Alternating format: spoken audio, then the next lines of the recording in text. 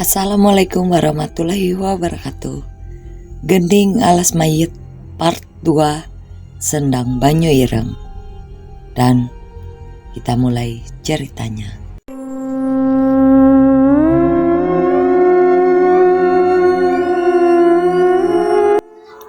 Agustus 2009, lulus dari universitas ternama di Jogja merupakan mimpi yang menjadi kenyataan. Walaupun aku lulus hanya dengan nilai seadanya, aku benar-benar semangat untuk memulai dunia baru, melupakan tugas-tugas semasa kuliah dan mulai bekerja. Sebenarnya Pak Dey sudah mengajakku untuk membantunya bekerja di sebuah pabrik gula. Namun kupikir tidak ada salahnya sedikit refreshing sebelum mulai bekerja. Namaku Danan Jaya Sambara. Panggil saja aku Danan. Hari ini aku berniat pergi mendaki sebuah gunung yang berdiri tegak di hadapanku saat ini. Merapi. Rama dan Yanto, kedua temanku ini memang maniak mendaki. Selama masa kuliah, mereka sudah mendaki lebih dari 10 gunung di Indonesia. Mulai dari yang terpendek seperti Gunung Andong hingga ke puncak Mahameru. Tapi khusus kali ini, kami memilih Merapi sebagai ucapan terima kasih karena indahnya pemandangan gunung ini selalu menemani di masa-masa berjuang kami. Santai menikmati pemandangan di sekitar sini. Dan, kamu kan katanya bisa lihat lelembut. Gak takut naik gunung begini?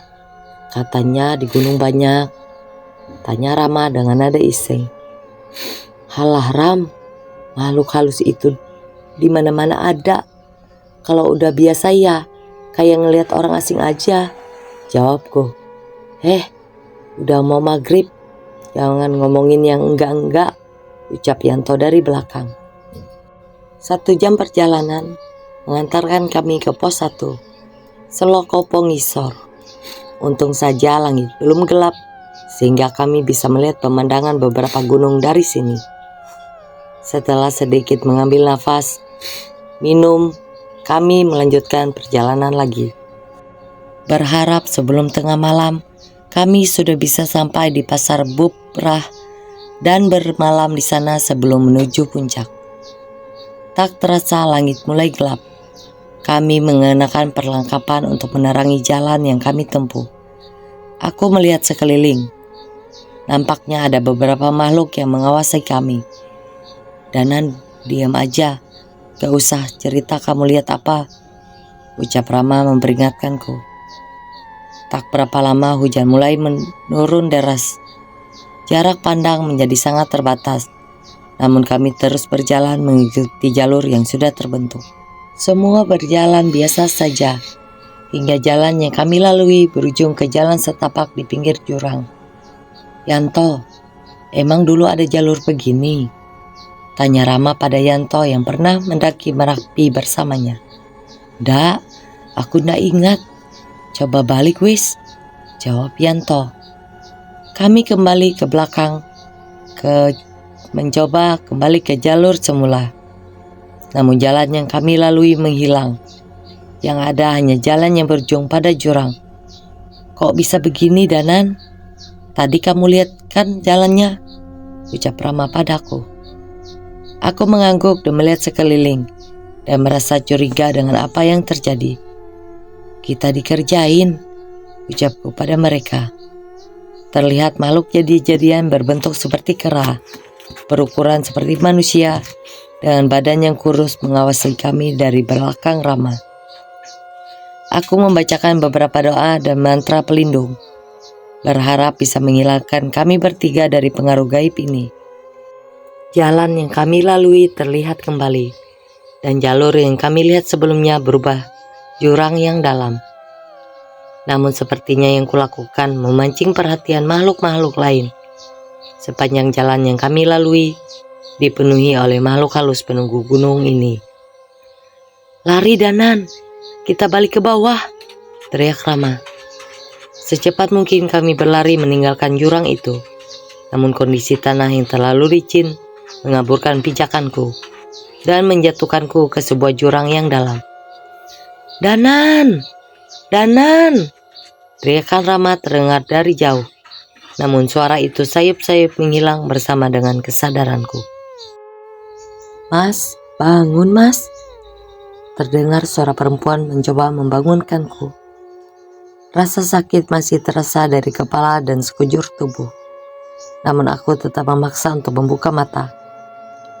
Ini di mana?" tanyaku pada perempuan yang mencoba membangunkanku.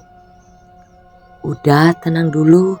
Ini diminum," ucap perempuan itu sambil menyerahkan segelas teh hangat. Aku meminumnya sampai habis. Terasa rasa haus yang amat sangat dari tenggorokanku.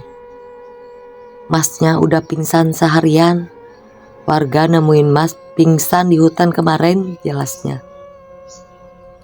Aku menyentuh dahiku yang ditutupi perban. Mulai teringat kejadian saat aku terjatuh ke dalam jurang. "Kalau udah bisa berdiri, ditunggu Pak Kades. Udah disiapin makanan di sana," ucapnya sambil menunjuk ke sebuah rumah. Aku mencoba berdiri, mencuci muka dan mencari baju ganti dari ranselku. Sejujurnya aku cemas dan keadaan Rama dan Yanto. Mereka pasti mencariku selama pingsan. "Permisi," ucapku memasuki sebuah rumah yang tadi ditunjukkan oleh perempuan yang membangunkanku. Monggo, masnya udah sehat. Sini makan dulu," ucap seorang pria parubaya menyambutku. Aku menghampiri mereka. Dengan ramah sepiring nasi disiapkan dan diberikan kepadaku. "Udah kenalannya, nanti dulu.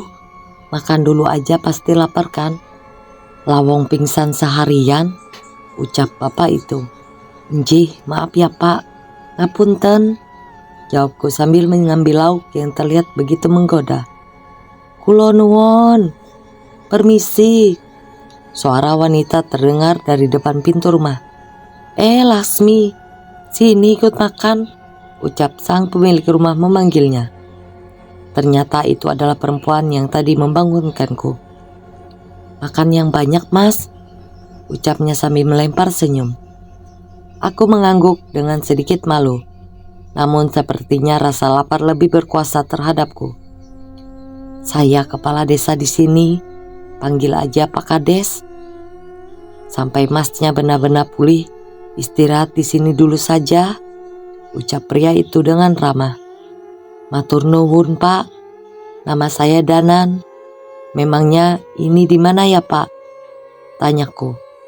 "Ini desa Widualit, pasti belum pernah dengar," jawab Pak Kades. "Iya pak, saya baru tahu ada desa di dekat posko pendakian," lanjutku. Pak Kades mengerutkan dahi seolah merasa heran. "Posko apa maksudnya Mas Danan?" tanya Pak Kades. "Lah saya terjatuh di jalur pendakian Merapi. Bukannya Bapak menemukan saya di jalur pendakian?" tanyaku pada mereka. Lasmi dan Pak Kades saling memandang. "Desa ini jauh dari posko pendakian manapun mas, apalagi sama kota. Kendaraan aja nggak bisa masuk ke sini. Tadi kami menemukan masnya di hutan perbatasan desa," jelas Lasmi. Aku merasa heran dengan apa yang mereka katakan. Segera saja aku ceritakan apa yang terjadi. Mereka terlihat heran karena jarak dari posko ke desa ini berpuluh-puluh kilo jauhnya. "Ya sudah, Mas Danan tinggal di sini dulu saja sampai pulih. Kalau sudah sehat, nanti kami antar," ucap Pak Kades. Desa yang sungguh damai, terlihat warga-warga yang sangat ramah satu sama lain. Hawa yang sejuk dan pemandangan indah Gunung Merapi selalu setia menemani pagi setiap warga di desa ini. Hanya saja di sini masih serba tradisional, penerangan menggunakan lampu minyak, dan bentuk rumah-rumah yang masih dari kayu merupakan pemandangan yang tidak biasa untukku. "Pagi Mas Danan," ucap Lasmi, memecah lamunanku di pagi hari. "Pagi Mbak Lasmi," jawabku. Sepertinya senyum manis Lasmi akan tetap membekas selepas aku pergi dari sini nanti. Sudah 3 hari aku tinggal di desa ini, di sebuah rumah singgah yang sepertinya diperuntukkan untuk tamu yang mampir ke sini. Rasanya aku mulai merasa cukup nyaman. Aku pun mulai akrab dengan warga di desa ini. Namun aku tidak mau membuat teman-temanku lebih khawatir lagi. Setidaknya besok aku harus sudah pamit. Seharianan ini aku habiskan untuk berkeliling desa dan menyapa warga-warga di sini. Namun ada sedikit yang mengganggu indraku, yaitu sebuah hutan yang terletak di sudut perbatasan desa. Hari mulai malam, desa sudah mulai sepi oleh warga. Aku tetap menikmati suasana ini dari teras rumah sampai akhirnya aku memutuskan untuk beristirahat. Belum sempat tertidur, suara ketukan berkali-kali di pintu rumah Pak Kades. Aku keluar mencari tahu apa yang terjadi. Terlihat perbincangan singkat antara warga dan Pak Kades. Ya udah, coba panggil Pak Surdi juga. Nanti saya menyusul. Aku keluar menghampiri Pak Kades, penasaran dengan apa yang terjadi. Pak, ada apa toh Pak? Tanyaku pada Pak Kades. Katanya ada anak kecil hilang, seperti ditarik sesuatu ke dalam hutan, ucapnya. Mas Danan, saya kesana dulu ya, istirahat aja, lanjutnya. Enggak Pak, saya ikut, bantahku. Aku sedikit berlari menuju mulut hutan, tempat warga berkumpul. Terlihat warga sudah siap di sana dengan kentongan dan obor. Aku menerobos kerumunan dan melihat ke dalam hutan. Belum sampai masuk ke dalam, terlihat dari mataku 2 makhluk halus, penjaga dan kaki sepanjang hampir manusia dewasa, menunggu di tengah gelapnya hutan itu. Warga desa sepertinya tidak sadar dengan keberadaan makhluk itu. Kita bagi, sebagian masuk ke hutan dan sisanya berjaga di desa, ucap Pak Kades kepada warga. Aku berpikir sangat berbahaya apabila warga masuk ke hutan.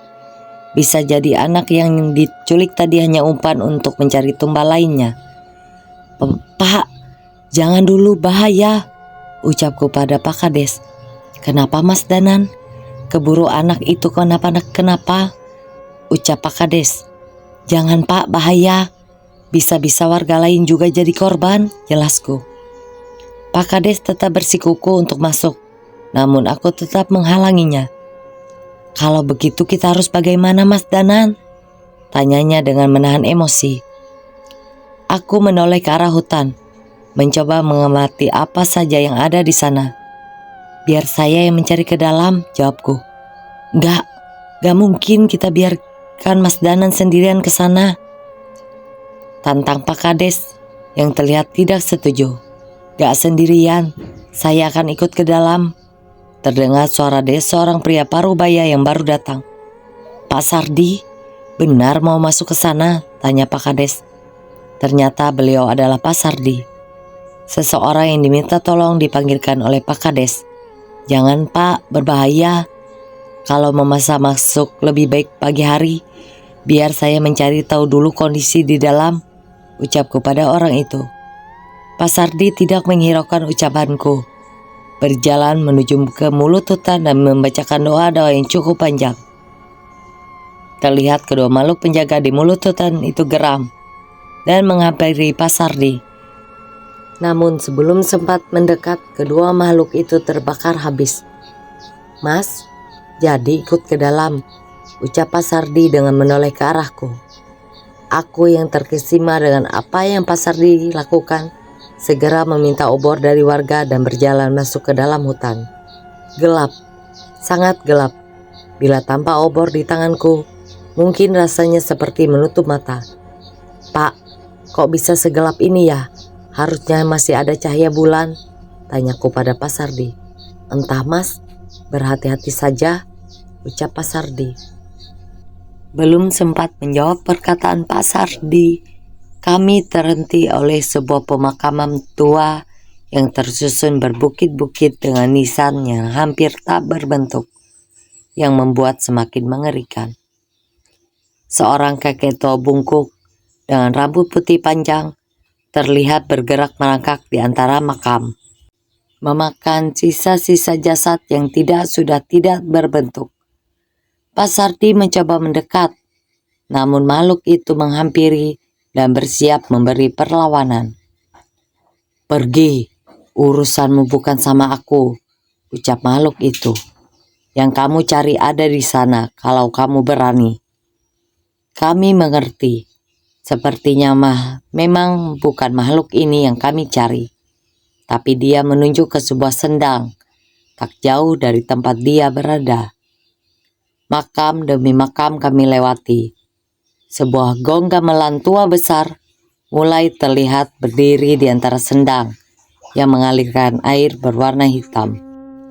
"Hati-hati Mas Danan, makhluk itu masih terus memperhatikan kamu," ucap Pak Sardi. Benar, walaupun tidak mengikuti, makhluk itu terus memperhatikan ke arahku. Itu Pak Sardi, ada anak kecil di sana," ucapku kepada Pak Sardi. Terlihat seorang anak balita tanpa pakaian tergeletak di tengah-tengah sendang. Terlihat air berwarna hitam mengalir melewati tubuh anak kecil itu. Aku segera melepas jaketku dan segera menghampiri bocah itu. Namun sebelum sampai ke sana, terlihat menyerupai wanita raksasa berjalan bungkuk dengan tangannya dengan payudara yang menggelembir menahan bocah yang tidak sadarkan diri itu. "Hati-hati, sepertinya makhluk itu yang berniat jahat," ucap Pak Sardi padaku. Belum sempat menjaga jarak, tangan besar makhluk itu meraih wajahku dan menarikku. Pak Sardi segera bergegas membacakan doa dan mengayunkan tangannya. Terlihat cahaya putih menyelimuti kepalanya, berhasil melepaskan cengkeraman makhluk itu. Setan itu berlari ke belakang dengan menyeret bocah kecil di tangannya. Kami mengikutinya, namun terdengar suara gong dipukul berkali-kali seolah memberikan isyarat. Kami berhenti di tak jauh dari sendang. Dan mulai terlihat pemandangan yang sangat mengerikan di sekeliling tempat itu. Semua makhluk halus penunggu hutan memperhatikan kami dari balik pohon, seolah mengikuti tanda dari suara gong tadi. Pocong dengan badan yang tidak utuh, perempuan tua bergantungan dengan tangan tanpa kaki di tubuhnya. Sepertinya mereka korban-korban pembantaian di zaman dulu. Mungkin saja jasad dan keberadaan mereka yang membuat air di sendang tadi menjadi hitam pekat. Aku gentar, begitu juga dengan Pak Sardi. Dendam makhluk-makhluk itu terlalu kuat. "Ini yang aku takutkan, Pak. Anak itu hanya pancingan agar banyak warga masuk ke sini, menjadi tumbal mereka," ucapku dengan gemetar. "Kalau kita bertarung sekarang, kita pasti mati," ucap Pak Sardi. "Benar," kata Pak Sardi. "Tidak mungkin kita melawan mereka semua." Satu persatu makhluk itu mendekat, bersiap menghabisi kami. Pak Sardi membacakan mantra pembakar, menyerang satu persatu demit di sana. Tapi itu tidak cukup. Aku membacakan ajian pelindung dan berlari menerjang bocah kecil yang dibawa setan wanita itu. Tangkapanku berhasil. Segera aku angkat anak itu dan berlari secepat mungkin. Namun tidak lama, pukulan besar menghantamku dari belakang. Aku terjatuh. Pak Sardi menghampiriku dan mencoba melindungi dengan doa-doa yang dia baca. Namun ilmu Pak Sardi pun tak cukup kuat. Tangan-tangan makhluk buas mulai merobek tubuh kami. Rasa sakit menjalar di seluruh tubuhku. Terlihat setan wanita mengambil batu besar, bersiap menghantam ke arahku. Sakit, sangat sakit. Aku menutup mata, seolah pasrah dengan apa yang terjadi. Kupikir inilah akhirnya, tapi tiba-tiba mendadak semua serangan itu terhenti. Pak Sardi dengan tubuh yang penuh luka mencoba berdiri dan melihat apa yang sedang terjadi. Kakek tua bungkuk berambut putih di pemakaman tadi menghampiri kami. Dedemit-dedemit yang menyerang kami mundur perlahan seolah ketakutan. "Bocah anjing, siapa namamu?" tanya kakek tua itu padaku. "Danan," Dananjaya Sambara, jawabku dengan lemah. Sambara, orang-orang bodoh yang tidak sayang dengan hidupnya. Aku tidak mengerti dengan apa yang ia bicarakan. Pulang, setan-setan ini biar menjadi urusanku, perintahnya padaku. Tapi bah ini siapa? Tanyaku penasaran. Tidak usah banyak bicara, jaga saja keris Raga Sukma yang kamu pegang, ucap kakek tua itu. Pak Sardi terheran dengan apa yang terjadi, namun ia segera membantuku berdiri dan meninggalkan hutan ini. Keris Raga Sukma, bagaimana kakek itu tahu tentang keris yang tersimpan di sukmaku? Sekilas aku menoleh. Terlihat kakek tua itu tertawa seperti orang gila, melompat dari pohon ke pohon, membasmi setan-setan itu dengan brutal. Matahari mulai terlihat, hanya sebagian warga desa yang masih menunggu di mulut hutan. Warga terlihat lega setelah mengetahui kami dan anak yang diculik selamat dari hutan. Tidak banyak yang kami ceritakan ke warga tentang apa yang terjadi di dalam hutan.